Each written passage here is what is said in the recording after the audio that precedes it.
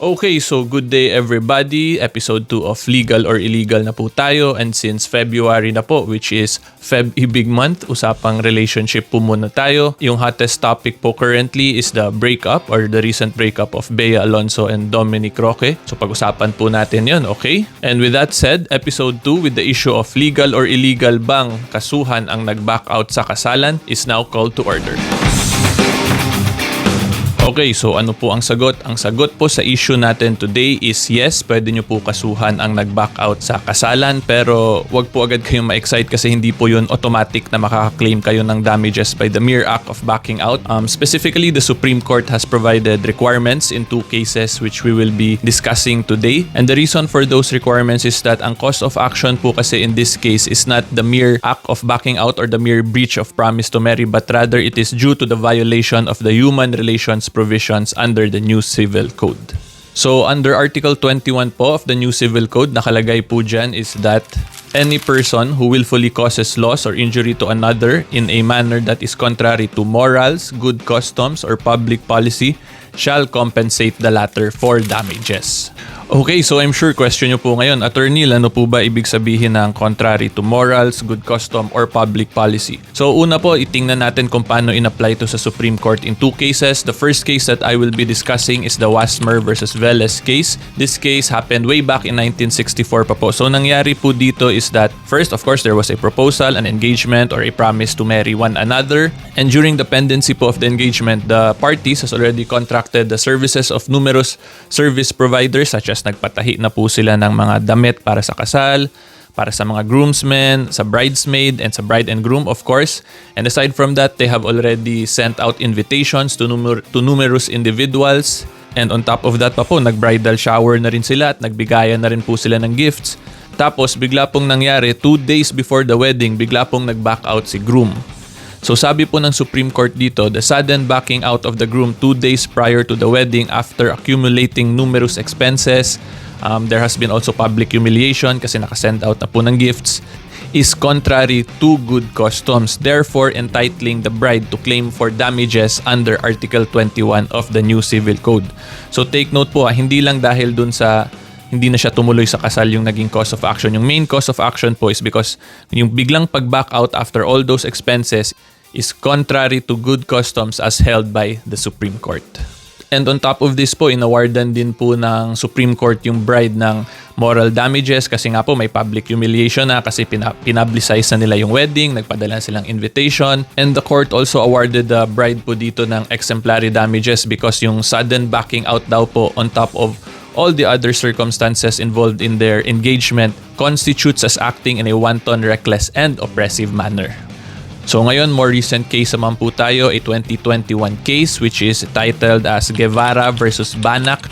So this is a 2021 case decided po by Senior Associate Justice Marvic Leonen.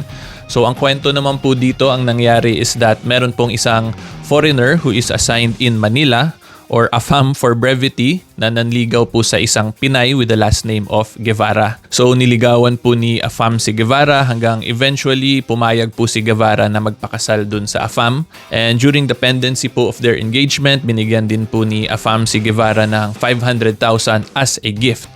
However, nagkaproblema po sila down the road because si Guevara found out na nagsinungaling pala to si AFAM. Sabi kasi ni AFAM, he is already divorced, therefore he is allowed to remarry. Yun pala, hindi pa siya divorced. Meaning may asawa pa po siya, which means na bawal pa po siya magpakasal. And on top of that, hindi rin po sinabi ni AFAM yung true name niya kay Guevara. So because of all those lies, si Guevara now chose to back out from the wedding. So, nung nag-back out na po si Guevara, si AFAM naman ngayon, hinahabol niya si Pinay or si Guevara para ma-recover yung 500,000 damages na nirigalo niya. So, ang sabi po ng Supreme Court dito, before you can claim for damages due to violation of the human relations provision, you must also be in good faith, which means that wala ka ring mali on your part or kalokohang ginawa which will entitle the other party to back out from his or her promise to marry you. So, in this case, sabi ni Supreme Court, pag sinungaling po ni AFAM as to his true name, as to his true civil status, constitutes as bad faith which will not entitle him to recover damages under Article 21 under the human relations provisions of the Civil Code. So specifically po kasi yung sinasite ni AFAM dito is yung Article 22 of the new Civil Code, or specifically the unjust enrichment principle, which means that if you receive something without a right, you have an obligation to return it to the sender.